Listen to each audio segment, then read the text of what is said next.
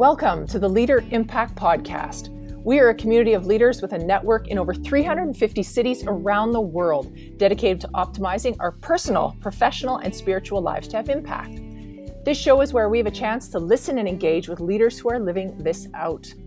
We love talking with leaders, so if you have any questions, comments, or suggestions to make this show even better, please let us know. The best way to stay connected in Canada is through our newsletter at leaderimpact.ca or on social media at LeaderImpact. If you are listening from outside of Canada, check out our website at leaderimpact.com. I'm your host, Lisa Peters, and our guest today is Dave Klassen. Dave has worked with Athletes in Action Canada for over 30 years, where he has worked with hundreds of leaders in a variety of sectors.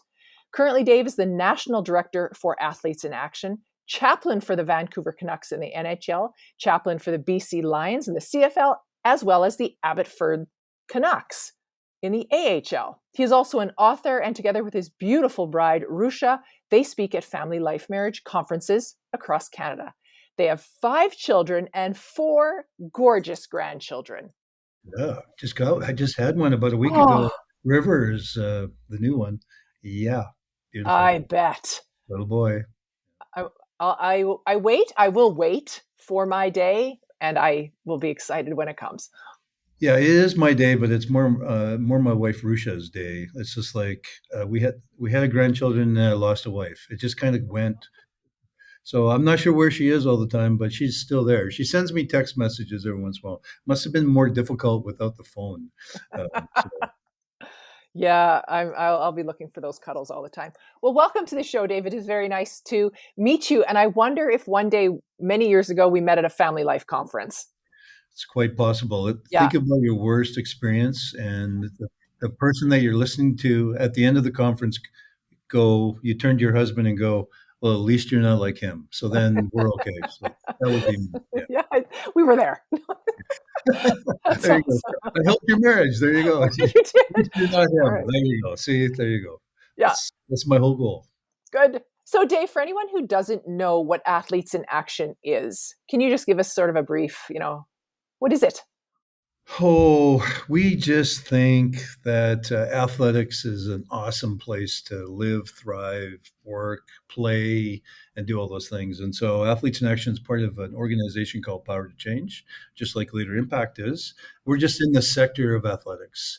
And so if you go to any sports page, although the newspapers don't exist very much, but guaranteed there's at least 8 to 10 pages of sports there. So the world is excited about sports. And so we're in that world of athletics, reaching into the communities of athletics, the athletes, the coaches, all those that are attached to it, to actually help people know Jesus and experience His power to change is our mantra. And we're excited about it. It looks different in all sorts of different areas, but it's a great place to be. Yeah, I have seen players, when I see players and players from both teams come together and pray, I always think of you. Like, I think in my mind, that's Athletes in Action. Well, you think of me personally? Like, I think of you. Yeah, he's right there. He is praying with his athletes. Yeah, it's funny. It's one of all the things we do within, working with athletes, or you spend time with them, or they're going through an injury and you're visiting them in the hospital, or you're walking with them through the treatment portion of it, or you're where the doctor says you're never going to play again, or they get fired, or they get promoted, or they sign a great contract. Most people think of us as that, oh, you guys are the guys that come on the middle of the field at the end of the game and pray. Yeah, we do that. That's one thing we do, but it is a really cool experience. So yeah. Well, I mean, that's the visual that I see. So actually, I'm glad I asked that, because you explained a little more. So but thank it's you. a lonely experience. At the end of the game, I just, for every chaplain, just to let you know.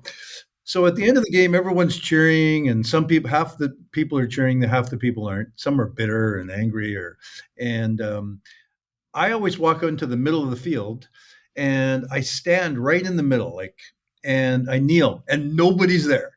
And I'm thinking, is this the time nobody comes and I look like an idiot in the middle of the field? And sure enough, then one will come over, and then the next, there's sometimes 30, 40, 50 people. And so it's really cool. But at that moment, I'm like, please, God, bring at least one person so I'm not all by myself. So. Right.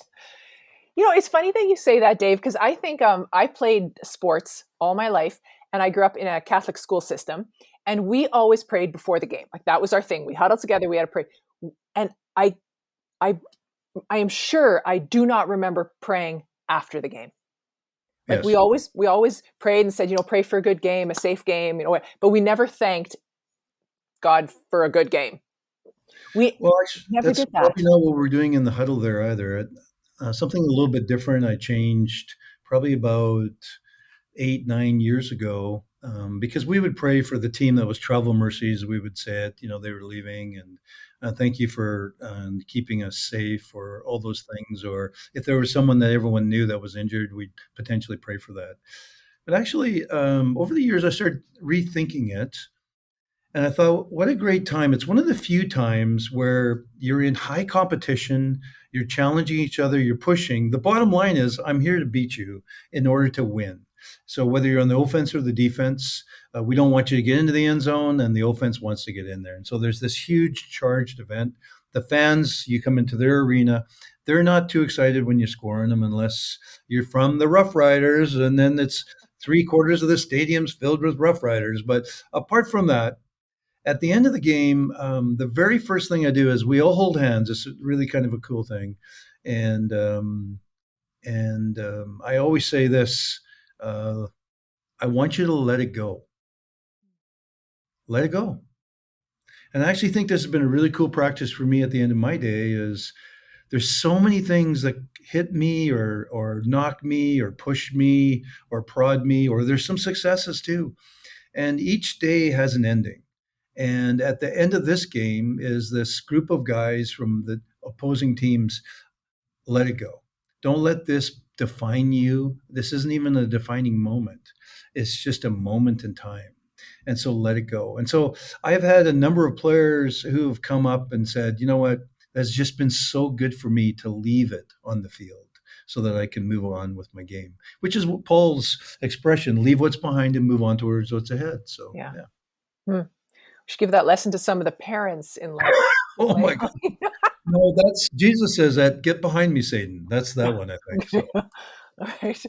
All right. Great way to open up the podcast. Thanks for explaining all that. I appreciate it. So we are looking for a bit of your professional story and how you got to where you are today. And if you have any snapshots that were pivotal moments, turning points in that journey. Yeah, I was thinking I've been thinking about that. I have 6 for you today, if you don't mind.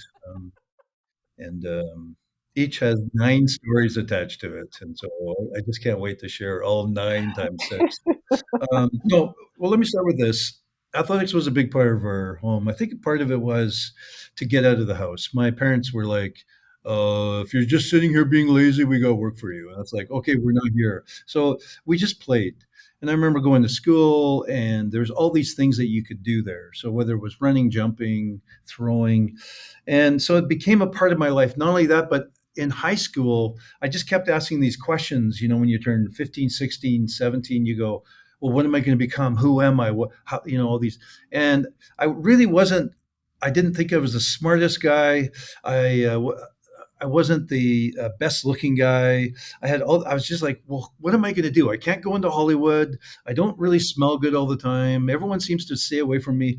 And it was this athletics tool. I was just better, faster, and stronger than most people. And I just started pouring my life into this, especially basketball. At the time, it was during Larry Bird and Magic Johnson that just changed the dynamic of the NBA. And I just went, that's what I want to do. I want to make the NBA. So I just poured my life into this game, got into college. I just think I fluked in. I think they took me because I just ran around like a crazy guy. But I eventually made the team, made the starting 5. And at the end of the year, it became rookie of the year the first year. And I was like, whoa, are you kidding me? This is it. I'm that much closer to the NBA. The following year, I just did the same thing, just put my head down and went. And I remember at this awards banquet receiving this award as one of the top 10 junior college players in Canada, called the All-Canadian Award, and just looking at it in my bedroom, most valuable player of my team, this All-Canadian thing, and going, I've arrived, just about there. And I remember my third year going, everything's going to be great. I'm going to get drafted, all these things. I think most of it was a dream, and I got injured. And so, if the first thing was this athletics thing, which really made me think I'm all encompassing, when I got injured and having to deal with this, and then going to UBC to enroll there because I had a scholarship offer. And I remember um, the athletic enrollment person coming to me, looking at my marks and saying, "Mr. Klassen, your marks are terrible." And well, I tried to kid it off because that's what you do when you're embarrassed. And she goes, "What are you going into?" I said, "Well, I'm going to be a teacher. I'm going to teach those, inspire those." And she goes, "Well, frankly, Mr. Klassen, I wouldn't want you to teach my children with those marks." Well, that was, those are the greatest moments of your life when you hear those things. And so I was just like devastated. And for that, um, I think that was a second pivotal moment in my life. I knew I was athletic, but the second one is I wasn't all encompassing. And when I got injured, which would probably be the third one, I realized that I needed something more. I just couldn't do it. And that's when I turned to Jesus. And that's when I became a Christian, which became this third pivotal moment in my life. But it's kind of like the thought was I only wanted enough of Jesus to make me successful, but not enough to change my life. And so in the end, the reality is, yeah, I had Jesus in my heart, and yeah, I felt at peace, and this whole was changed.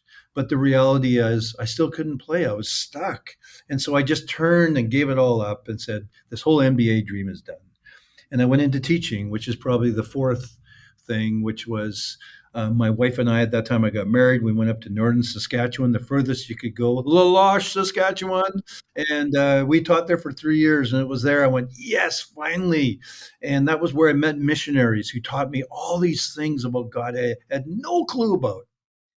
And from there, we left to go to Simon Fraser University to finish our degrees. And I remember there where I played for the JV team at Simon Fraser, and I met this Athletes in Action group. And I remember them saying, "Boy, we'd really like you on staff." And I remember this fifth component is throwing out a fleece one time at a fire, helping at a youth rally with a friend of mine, because I was trying to figure out, should I join staff with Athletes in Action? He said, "Well, I heard this Gideon guy did this. Why don't you do it?" And I said, "Okay." So I said, "Lord, if you want me to join staff with Athletes in Action, you'll change the rules that they have." And the rules were they would only allow married couples to come on together. And my wife Rusha is an unbelievable teacher at that time. And we came back. We had a phone call. They met with the administrators with Campus Crusade for Christ at that time, and they said, "You'll never believe it, but we're going to change our policy for you." And that was the first time for me that I realized God answers prayers. And then finally, number six was I've been on staff for a while. I've been working with Athletes in Action, and I had become the chaplain for the Vancouver Grizzlies. And I was coming back from the SkyTrain, and I was just thinking about my life. I was just thinking about athletics, and I was thinking about, being denied admission at UBC and this injury, and then becoming a teacher and deciding to join Athletes in Action. And I was like, I just never made the MBA. It was kind of my dream. And then it was like the Holy Spirit said to me, no, no, no, no, Dave, you made the MBA. You just didn't make it as a player. You made it as a chaplain. So that was where I realized that God's got a way bigger plan than I do. And so those are huge pivotal moments in my life.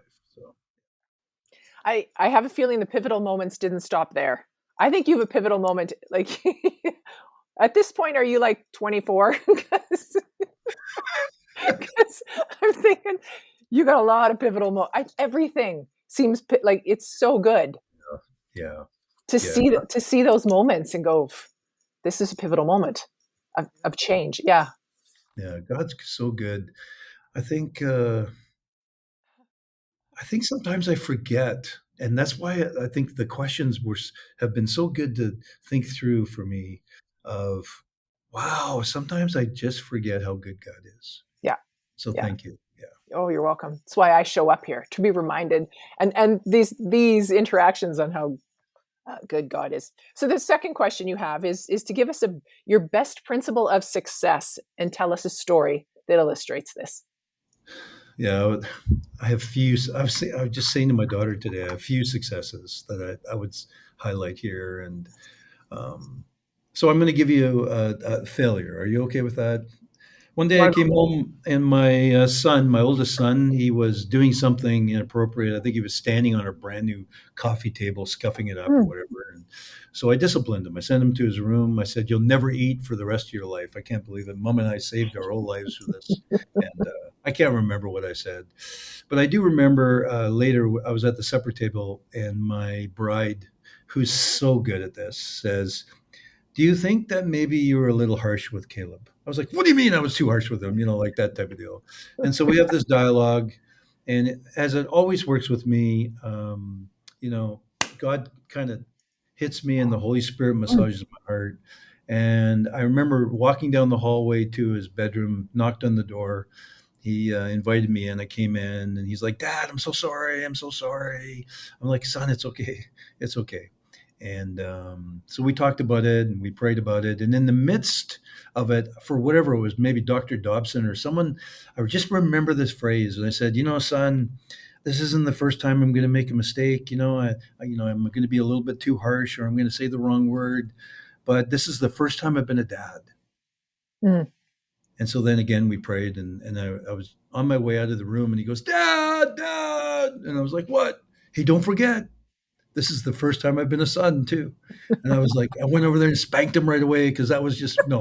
I was like, yeah, you're so right. Like there's this whole first time. So I think that's my first thought. The first lesson for success is that this a lot of times it's the first time that we've ever experienced anything. We've experienced this problem for the first time. We experienced the pandemic for the first time. And so I just had to accept so many times in the failure, even in the successes, that I don't know everything. Like I wish I knew everything. I wish I knew how things were going to work out. And so the reality is, what I had to learn in order to be successful is to use the resources around me to solve my Mm. problems, to grow, to provide options and the best solutions at the time. Like I'm just not all encompassing. It's the first time I'm going through this experience and I need to gather those things. And the second thing is I also need to realize I'm human. I'm a human. God actually made me human. He made me with imperfections. He didn't make me perfect. And so I can only be in one place at one time. I can only focus on one thing at one time well. I have limitations mentally. I have limitations physically. I have limitations emotionally, socially, and spiritually. And then I think the second part for me is life's a long game. It's not a short game. And so the reality is, it's the first time I've experienced it, but it's a big game here. It's not just a small one. I get some years. I get a few years at least. I hope I get a few more. I got great grandchildren. I love my kids and I love my bride. But there's very few big decisions in the long game that you can't defer when you're making the decisions. Like you can usually get an extra hour, you can get an extra day. You can even if banks are phoning you and want payments today, you can defer it. You can say, "Can I talk to you next week about it?" And so time is such a great gift for us. It's also a healer for us, and things that fear in our life or problems that are maybe stopping us, we can be healed from that. We can actually turn from that. And so and also I found wisdom sometimes takes time. It takes time, and it takes time for me to be quiet and listen. So time has been a very good thing. I remember or not remember, but right now with the Vancouver Canucks losing in Game 7, it's been hard. Like I was just at the arena yesterday, and Mm. it's been tough. Those are things that you just don't get over in one day, but over time they will. And the BC Lions are starting, and we got to the semifinal last year and we lost. So people ask coaches all the time, "So what's the team look like? What's it look like?" And I remember Joe Ehrman, this guy from the U.S. He had the greatest line. He goes, "Well, we'll see in 30 years." And I've used that principle when it came to life's a long game over and over Mm. and over again in my life with my kids. The reality is today they may be the worst kids in the history of the world, or I think they are. But the reality is, um, it's a long game. They're developing as leaders. They're going to do some things wrong. It's the first time they've been a kid. This could have been the most devastating day of our life, but it's a long game. And Yeah. the reality is, let's see in 30 years, because what's devastating today could be a great learning experience 30 years from now. And it Yeah. may develop me into a great grandfather and so on. So, yeah. Nice work. So you talked a little bit about you at the beginning. You talked about mistakes and failures, but I was going to ask you about failures and mistakes. Do you have another story about failures and mistakes? Because we know that we learn more from them. That's what makes us successful. I don't know if you have another story to share with us. I wouldn't want to Yeah, miss I that. remember. Yeah, I think that's how you get wisdom, to be honest Mm, with you. I think you learn. I think you learn from your mistakes, and that's called wise. yeah. And that's why, so every person I see with gray hair, and by the way, my grandmother and my mom and my uncles, they had the whitest hair in the history of hair. So I'm thinking they made a lot of mistakes in their life. And so I'm just getting there. But the point is, I remember in the CFL, there's a legendary player. His name is Angelo Moscow. And what an unbelievable player. 6'4", 275-pound lineman that played for the CFL. He was a professional wrestler. His nickname was Mighty Hercules, and he had a few others attached to it. He won 5 Grey Cups, and I remember seeing him when he was in his late 60s. And sorry, late 80s. And he was at this hotel while I was at the Grey Cup. And I walked over to him. I do this all the time. I don't know why. And I walked over and I thought he might want to introduce myself to him. Hi, my name's Dave Klassen. Hi, Italian voice. And then I said to him, um, Angelo, if you could do it all over again, what would you do? And without hesitation, he says, I'd go make different mistakes. And so I've thought about that for years. I've shared that principle for years. And I just think that the reality is mistakes just have an opportunity attached to it. And it's really how we embrace it. If it defines me, then what happens is I go internal. But if I can get over that component part of it, and I can look at the opportunity, which this other story I'll share is my friend Frank, who his name's Frank Tutenhoef. He's a Dutchman who has the longest name in the history of names, and he was the camps director. I joined Athletes in Action in the sports camp division and then on the campus. And I was just so excited to play sports all the time. But I remember we had hired this consulting company. It was to make our brochure. And they had done all these testing on us and they had come and asked us all these questions. And finally the day came. And it was late into the night. It was like 7:30, 8 o'clock. We had stayed to look at this brochure and we opened it up. We're both looking at it and I could tell he was disappointed. I go, well, Frank, what do you think? He goes, this is terrible. This is just like terrible. And if you knew Frank, he's the most positive individual I know. I'm like, really? And I'm looking at it and it was terrible. So finally, we're kind of going back and forth about how terrible it was. And for whatever reason, I just ask, well, is there anything on this whole brochure that you like? So he takes it, he's fumbling and he's looking at it and he goes, I like the line. He goes, and I go, I like the line too, and just the way it was situated. And from that day forward, I've used the principle of the line for years. Start with the line after the failure. It's a great principle. It's a great restart. What's the one thing that we can take away from this mistake? What's the one thing?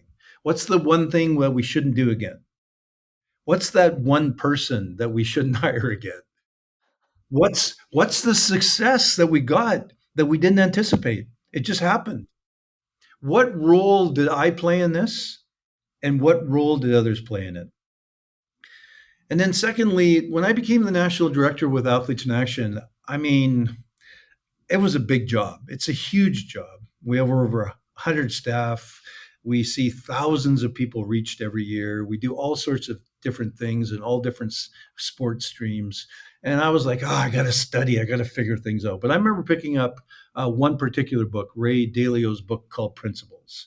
And he really helped me.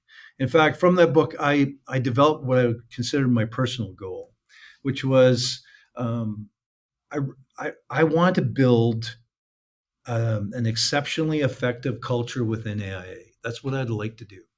One that strives to achieve meaningful work and meaningful relationships through radical transparency.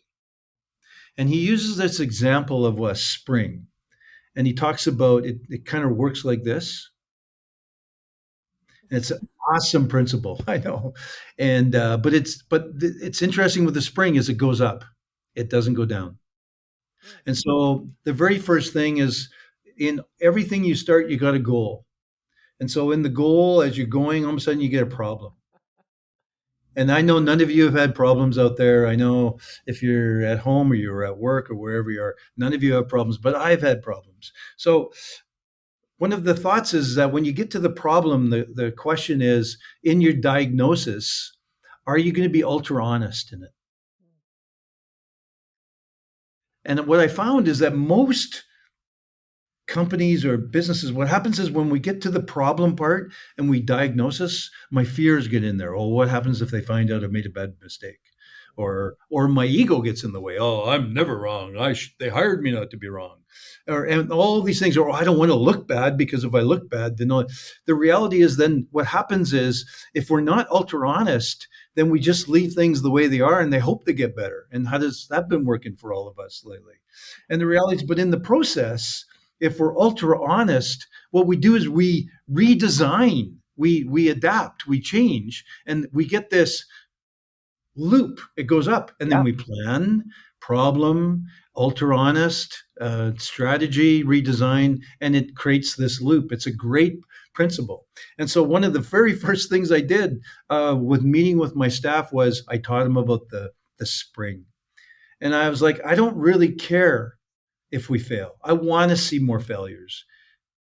In fact, I just had a staff member who did something, and it was probably $2,000 worth of damage. And he came to me with his head down. He says, Dave, I said, well, show me what you did. And he showed me, and I said, that's awesome. You should have made more of a mess. And I think he almost, I don't know if he almost died, but I mean, he was really surprised. But you can't be innovative. You can't bake a new or make a new item at home. You can't do any of those things without making a mess. And so that's innovation at its best. And so the reality is the spring for me being ultra honest, ultra transparent has been outstanding in regards to helping me. Yeah. So I know exactly the graphic you're talking about, the spring. It's an A to B and it's just got these loops and, you're always going up. I've used it before. I use it in a LeaderImpact speech and my translator has went, woo! But I've never thought of it as the spring. I've never thought of it as you're always going up. Like it's moving. It's, you've put a whole new definition for that for me. I gotta find that book now. I hope it sprung you to something bigger. Sprung me to something bigger. Awesome. So at LeaderImpact, which I know you know about us, we want to grow personally, professionally, and spiritually for increasing impact. So if you'd be willing to share an example of how the spiritual makes a practical difference in your life as a leader. Yeah, I think it's Athletes in Action began in 50 years ago. So it's our 50th anniversary. That's why I look so young here, because I was born. But we're 50 years old. So it was a group of CFL players at that time who some were Christian, all of them were Christians, but some were in the league at the CFL, some were outside the league. There were pastors, there were other leaders within the community, and some representatives from Campus Crusade for Christ. They met in Ontario at Circle Square Ranch, trying to figure out, pray through Bible study. It was a whole weekend. It just happened the April couple of weekends ago. And they were trying to discern how they could be used, how they could use their platform, how they could infiltrate athletics. And in the process of that, they came up with Athletes in Action, which had already been established in the US, and they brought it to Canada. And so that's who we are. That's how we started 50 years ago. We started with prayer. We started with Bible study. We started with people on their knees seeking. And I think the bottom line is right there is that's it. I got to start somewhere. And I mean, I've already tried all those other methods and it's not that they don't work. They do work. But I've just prayer, Bible study, and seeking Him. So there's this three components to everything for me is personally, practically, and potentially. About 5 years ago, we had one of our great events. It's called the Grey Cup Breakfast. And we usually it's a week long event during Grey Cup week. From the Monday through to the Friday, we go into prisons, we go into marginalized groups, and we talk to them about the person that could change their life. Not another drug hit, not another thing, is Jesus transforms lives. And so we talk to them about that, but we also just come into places to care for them because nobody's choosing to go to the prisons to speak. Nobody's choosing to go to relief centers or these other places, but we do. And then on the Saturday, we have this big breakfast. It's right usually in the convention center where everything happens. And we bring the marginalized in there and these groups. And we bring athletes up front and we interview them about real life issues. What's life like in the CFL? How do you deal with the difficulties of the game? Or how do you as a wife deal with when you're listening in the crowd and someone's criticizing your husband in the crowd? How do you punch them? Where do you punch them first? Those type of things. But the point is, we have many, many dignitaries that come and speak, and it's a very popular event. And this year in Vancouver, it will be popular as well. But Andy Ambrosi, the CFL commissioner, a good friend of mine, he has come and he's gladly puts it in his calendar during that week. He says this line, and it just stuck with me. Athletes in Action is a sanctuary for those practicing their faith and a beacon for those pursuing it. Athletes in Action is a sanctuary for those practicing their faith and a beacon for those pursuing it. And so from that, I realized, and then just addressing the question, I realized that for me personally, God is my beacon. He's this rock, this place of rest, this place of safety. It's when all of us, I don't know if when you go home, like when my parents used to travel to Manitoba and we go see my grandmother, and I'd walk in the door and there's just the smell of baked buns and I'm home. I'm so home. And then raspberry jam, I'm in heaven. Like it's like the two great, or rhubarb jam. Oh my gosh. But God's this beacon for me personally. He's always there. He's always present. Even though I feel he's not there, he's always there. He's strong. He's pointing the way. But it's not just been this beacon, this place that I can go to. He's been my sanctuary. It's where I found him.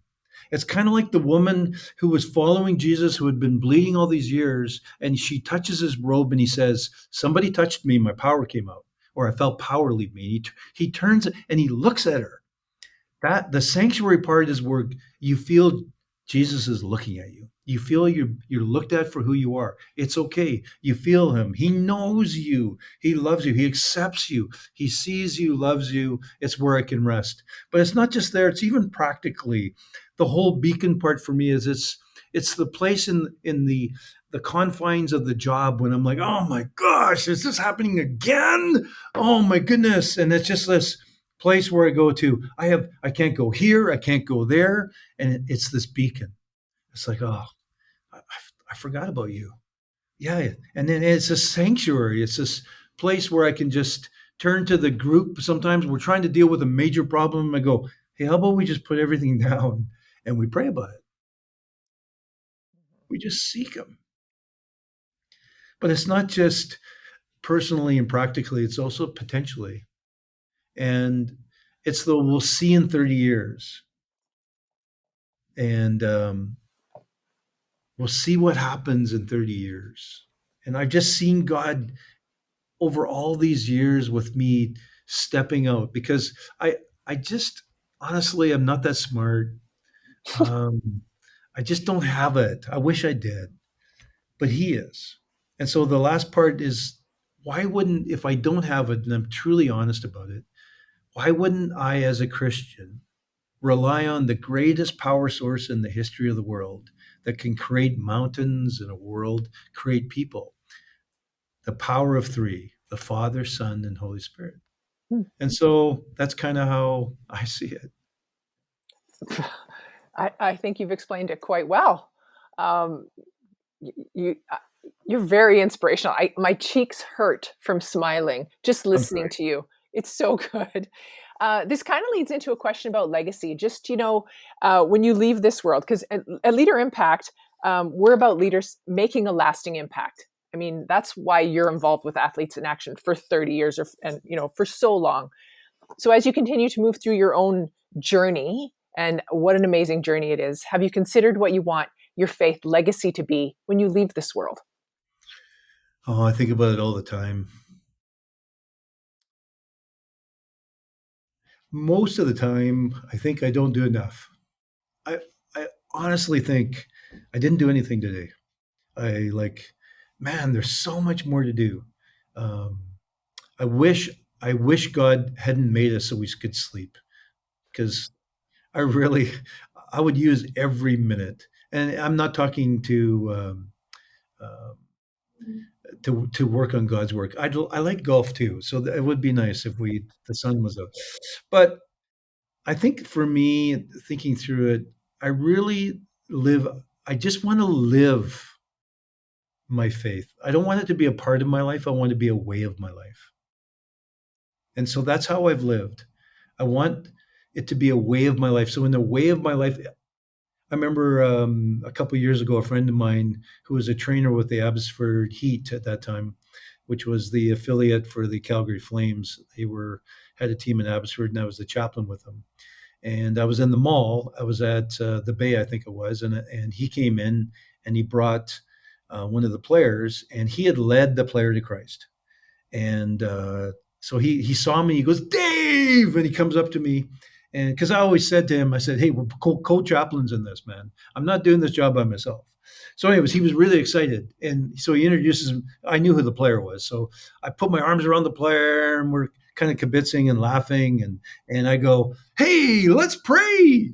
And so, anyways, I prayed, and I didn't make a big noise like that. I just started praying. But later he said, Dave, I never thought that you could pray in a mall in the Bay. And I've had other people, because if you're a friend of mine, and I'll phone you up, and if you don't answer, I'll go, hey, Lisa, can I pray for you? And then I'll pray on the phone. And I've had friends of mine go, Dave, I didn't know you could pray on the phone. Like, thank you for praying a blessing of whatever it is. So I really think I just don't want to leave any stone untouched in my faith walk. I don't want to get to heaven and go, oh, there was a couple more things that you should have thought of. And then I think the second thing is I didn't hold back. Like, I didn't hold back actually what was the desire of my heart. There's a man, excuse me, in scripture by the name of Tola. Nobody will know who it is, or most won't. And underneath this, it's in Judges chapter 10. I just use this as a chapel with the Vancouver Canucks, and I'll use it for the BC Lions. So no Lions watch this, because I'm going to be giving you this as a chapel. But Tola was this guy, and it's Tola and Jar, Jair. Jola had 30 sons who rode 30 donkeys, and they lived in 30 cities. So I have no clue what that means. That's all it says, and that's what you got to live with. But Tola says something a little bit different. It says Tola lived, then he rose up, he led Israel for 23 years, and then he died. And after I read that through my devotions, I realized I think that is exactly how we're supposed to live our lives. That God gives us breath, and he's eventually going to take it away one day. And that there's things in our world all the time. It doesn't have to be in my job, but it's my neighbor who needed help the other day, or it's the person, Robert, who stands on the street corner with his cup all the time, or it's all these other things. I have to rise up. I can't just sit there. I just never have been able to sit there. Neither can my wife. Neither can my kids.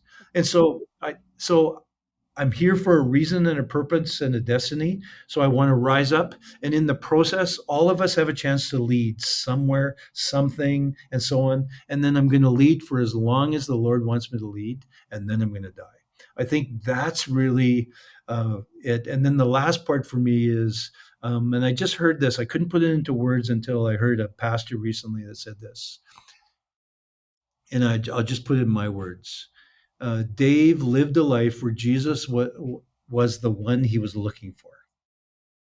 And I want to continue to look for him for my life, not all those other things. And so that's my answer, young lady. So there you go. Excellent answer, Dave. So our last question is always the same for everyone, because we want to know, what brings you the greatest joy? Well, podcasts, obviously, and being Clearly, you're patient. funny. Well, thank you, Lisa, for asking all those questions. Was that what you wanted me to say? Sorry. Well, it should be your wife and then your children. Those are always, Yeah, there's a dog in there. we have a cat. That was last week's. Wait a minute. Yeah. We have the great cat, Copper, who's the rat killer. We love that cat. Okay. Well, you love the cat. I think I have, there's lots of different things, but as I was thinking through it, definitely my wife, Rusha. There's just something about when we travel, when we speak together, when we're on our balcony. Our kids, for our 25th anniversary, bought us outdoor patio furniture. I think they solicited some of my friends and all that. But the reality is, we just sit in that with a cup of whatever it's going to be, coffee, and just look at the skyscape, and we don't have to say anything. Sometimes the sun's out or the moon's out, and there's just something about that moment with her, traveling with her. We're building a big. We took out all the railway ties in the back of our yard, and we're putting up a big rock wall, and we're not doing it. But actually, I've really enjoyed doing the project with her together. So I think just doing those things together, and then the second one's my kids. I think when I see them take radical faith steps, my son in his early 30s decided, you know what, Dad, I think I want to be a doctor. And I was like, okay, I thought you should have been a doctor when you turned 19, but now you're going to make that decision. That's great. But he has now 3 kids. And I'm like, wow, you're crazy. My other daughter travels the world, going to the hardest parts of the world because she loves wanting to help women. My other daughter, who has 3 jobs, one, she's a phys ed teacher, she coaches, she's helping other people. I'm like, how do you do it? My son, who plays professional basketball overseas, who just uses his life over and over to talk about Jesus and to expand the world. And my daughter-in-laws, who just have given their lives to not just support their husbands, but also to use their lives to make such a difference. And then my grandchildren, I love when I look in their eyes and I see life. I see attitude. I see creativity. I see fun. I see sassiness. I see humor. I see so much innovation by all the broken things and all that in their house, fixing things, and leadership in their eyes and their actions. And then I think my job. I really enjoy my job. I love my job. I love my staff.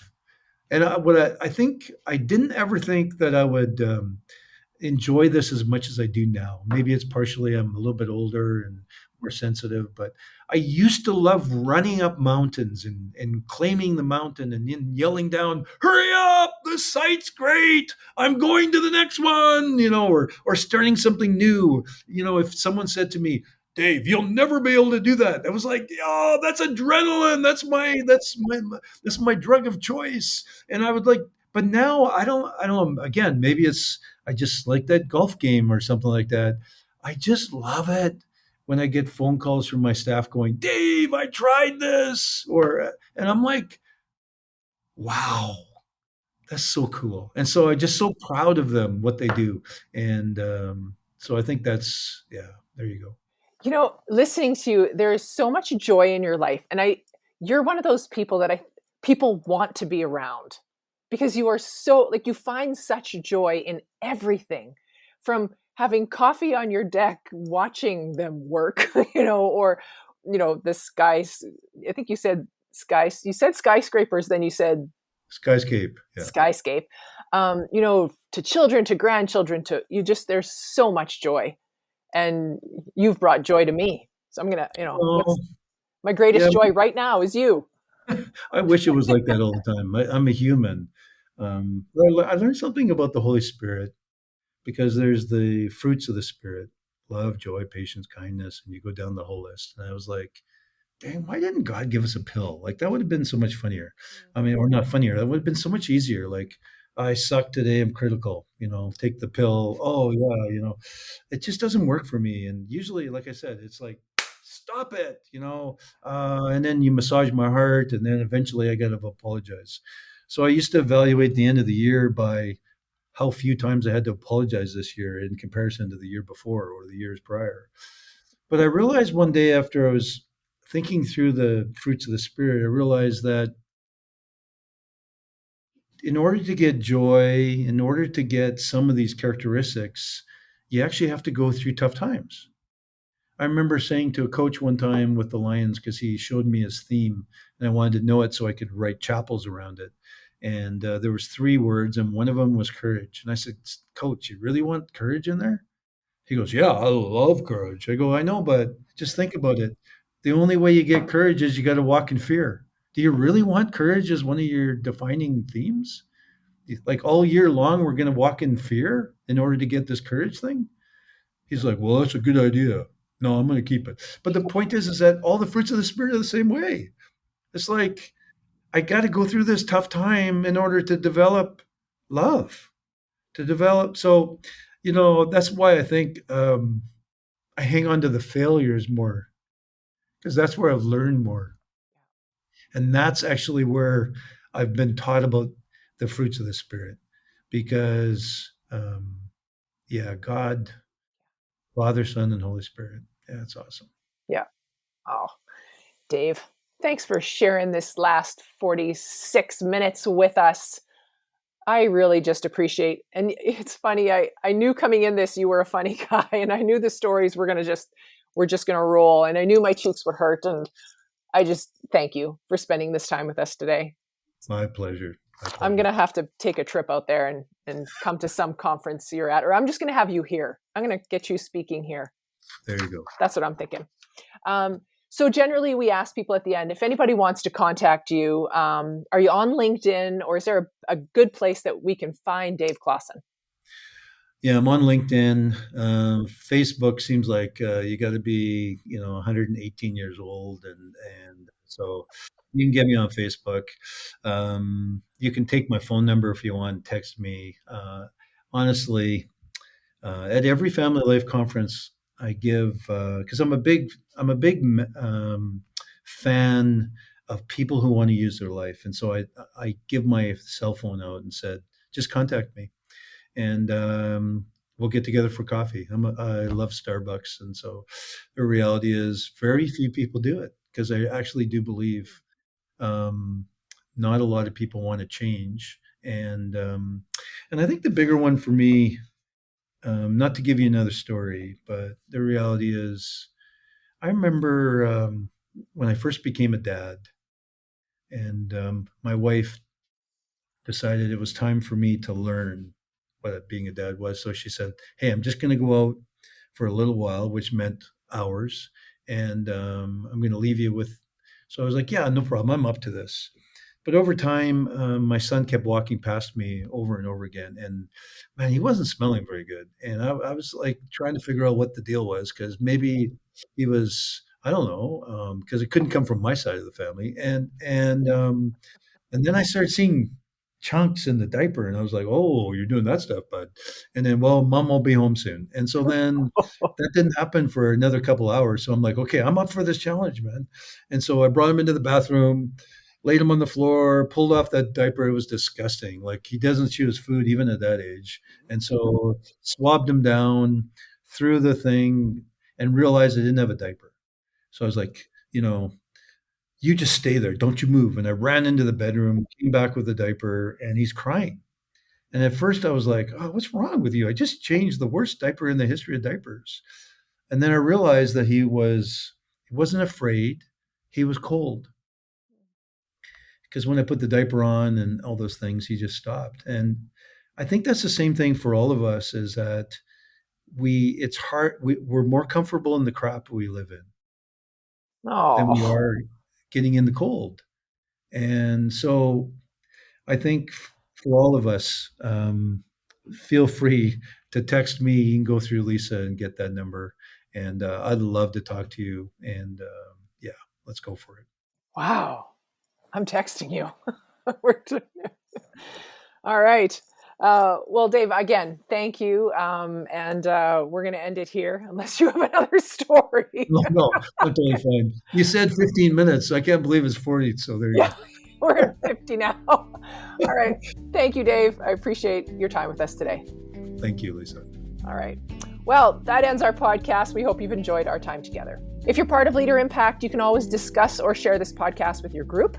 And if you're not yet part of Leader Impact and would like to find out more and grow your leadership, find our podcast page on our website at leaderimpact.ca and check out our free leadership assessment.